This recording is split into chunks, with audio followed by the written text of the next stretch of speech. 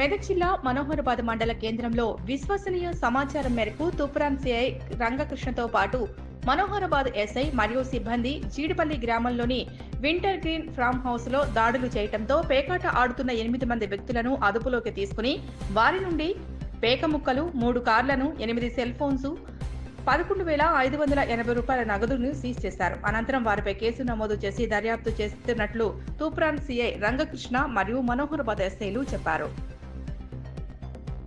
Toopran CI sir ఆధ్వర్యంలో మరియు police station సిబ్బంది మేము అందరం కలిసి మనోహరాబాద్ శివార్లోని జీడిపల్లి గ్రామ పరిధిలో గల వింటర్ గ్రీన్ ఫామ్ హౌస్లో గేమింగ్ ఆడుతున్నారని నమ్మదైన సమాచారం రాగా తూప్రాన్ సిఐసార్ మరియు మేము స్టాఫ్ అందరం వెళ్ళి 2 ఫామ్ హౌస్లో రైడ్ చేయగా సుమారు 8 మంది వ్యక్తులు గేమింగ్ ఆడుతున్నట్టు పట్టుకోవడం జరిగింది. పట్టుకొని వాళ్ళని పోలీస్ స్టేషన్ తీసుకురావడం జరిగింది. దానికి సంబంధించి 3 కార్లను మరియు దానికి సంబంధించిన కార్డ్స్ను 11,580 రూపాయల అమౌంట్ను కూడా సీజ్ చేయడం జరిగింది. వారిపై కేసు నమోదు చేయడం జరుగుతుంది, దర్యాప్తు చేయడం జరుగుతుంది.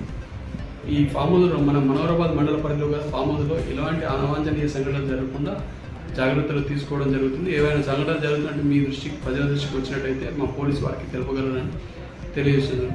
ఎటువంటి వ్యక్తులైనా ఇలాంటి అసాంఘిక కార్యకలాపాలకు పాల్పడినట్లయితే వారిపై చట్టరీత్యా చర్యలు తీసుకోకూడదు.